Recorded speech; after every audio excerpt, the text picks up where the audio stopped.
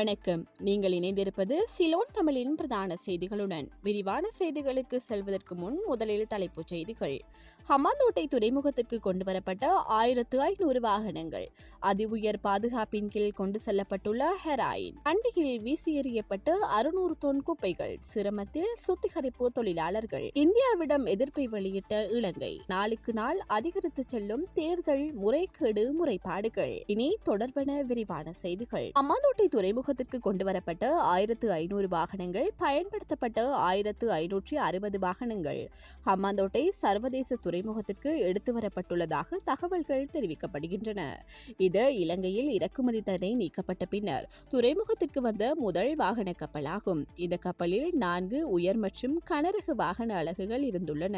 அத்துடன் ஜப்பானின் Toyota Land Cruiser, Prado, BMW, Mercedes Benz, Toyota Raize, Honda Vezel, ஐஹாட்ஸ் மற்றும் சுசுகி வேகன் ஆர் போன்ற பிரபலமான வாகனங்களும் இதில் உள்ளடங்கியுள்ளன. இதேவேளை மற்றொரு வாகன கப்பல் மே மாத ஆரம்பத்தில் துறைமுகத்திற்கு வர திட்டமிடப்பட்டுள்ளது. இதில் 3500 வாகனங்கள் எடுத்து வரப்படலாம் என்று எதிர்பார்க்கப்படுகின்றது. அதி உயர் பாதுகாப்பின் கீழ் கொண்டு செல்லப்பட்டுள்ள ஹெராயின் போலீஸ் போதைப்பொருள் ஒழிப்பு பிரிவினரால் சுற்றிவளைப்புகளின் போது கைப்பற்றப்பட்ட வழக்கு விசாரணைகள் நிறைவுற்ற 494 கிலோ 48 கிராம் ஹெராயின் போதைப் பொருட்கள் இன்று 28ஆம் தேதி காலை 10 மணிக்கு அளிக்கப்பட உள்ளது. புத்தளம் பாலாவி பகுதியில் உள்ள இன்சி சிம்பட் நிறுவனத்திற்கு சொந்தமான எரியூட்டியில் இவைகளை அளிக்க திட்டமிடப்பட்டுள்ளதாக போலீஸ் ஊடக பேச்சாளரும் சிரேஷ்ட போலீஸ் அத்தியட்சகருமான புத்திக மணத்துங்க தெரிவித்தார். இதற்கமைய இன்று காலை குறித்த போதைப் பொருட்கள் புத்தளம் பாலாவி பகுதிக்கு அதி உயர் பாதுகாப்பின் கீழ் கொண்டு செல்லப்பட உள்ளதாக போலீசார் தெரிவித்தனர்.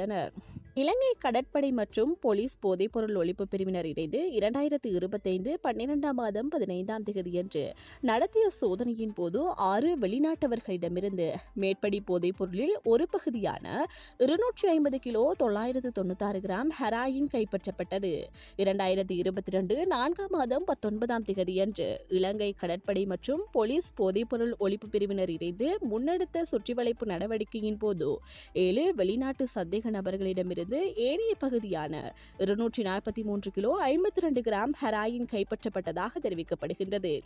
நாட்டிலிருந்து சட்டவிரோத போதைப் பொருட்களை ஒழிப்பதற்காக பதில் போலீஸ் மா அதிபரின் அறிவுறுத்தல்களின் கீழ் போலீசார் நாளாந்தம் பல்வேறு நடவடிக்கைகளை முன்னெடுத்து வருகின்றமை குறிப்பிடத்தக்கது. கண்டியில் வீசி எறியப்பட்ட 600 தொன் குப்பைகள், சிரமத்தில் சுத்திகரிப்பு தொழிலாளர்கள். கண்டி தலதா மாளிகையில் நடைபெற்ற புனித தந்ததாது தரிசனத்திற்காக வருகை தந்த யாத்திரியர்கள் சுமார் 600 தொன் குப்பைகளை கண்டி நகருக்குள் வீசி எறிந்துள்ளனர். கண்டி மாநகர சபையின் திடப்பொருள் மேலாண்மை பிரிவு இதனை தெரிவித்துள்ளது. கடந்த 18ஆம் தேதி தொடக்கம் நேற்று மாலை வரை நடைபெற்ற புனித தந்ததாது தரிசனத்திற்காக சுமார் 5 லட்சத்திற்கும் மேற்பட்ட யாத்திரியர்கள் கண்டிக்கு வருகை தந்திருந்தனர். சுமார் 600 தொன் இடையளவான பொலித்தீன் உரைகள் உள்ளிட்ட பல்வேறு குப்பைகளை கண்டி நகருக்குள் வீசி எறிந்துள்ளதாக தெரியவந்துள்ளது. இவற்றில் சிறுநீர், மலம் நிரம்பிய பொலித்தீன் உரைகளும் காணப்படுவதாகவும் அவற்றை அப்புறப்படுத்துவதில் சுத்திகரிப்பு தொழிலாளர்கள் சிரமத்தை எதிர்கொண்டு வருவதாகவும் அறிவிக்கப்பட்டுள்ளது.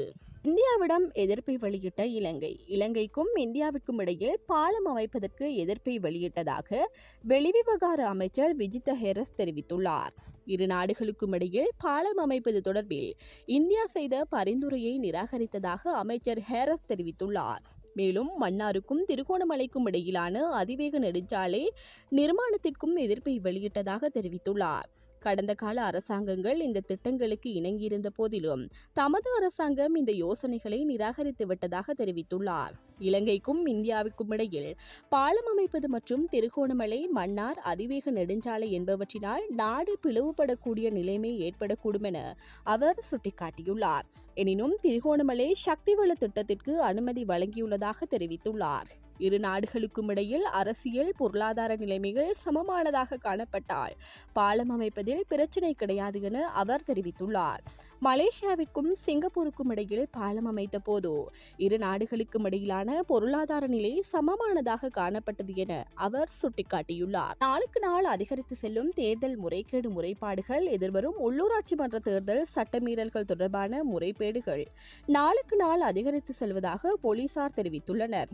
கடந்த மார்ச் மாதம் 3ஆம் தேதி தொடக்கம் இதுவரை சுமார் 292 தேர்தல் சட்டமீறல்கள் தொடர்பான முறைப்பாடுகள் போலீசாருக்கு கிடைக்கப்பெற்றுள்ளது. செய்யப்பட்டுள்ளது. இவற்றில் 74 முறைப்பாடுகள் குற்றவியல் நடவடிக்கைகளுடன் தொடர்புடைய முறைப்பாடுகளாகும். அத்துடன் தேர்தல் சட்டமீறல்கள் தொடர்பான இதுவரை 124 நபர்கள் கைது செய்யப்பட்டுள்ளதாகவும் போலீசார் தெரிவித்துள்ளனர். இத்துடன் சிலோன் தமிழின் பிரதான செய்திகள் நிறைவடைகின்றன.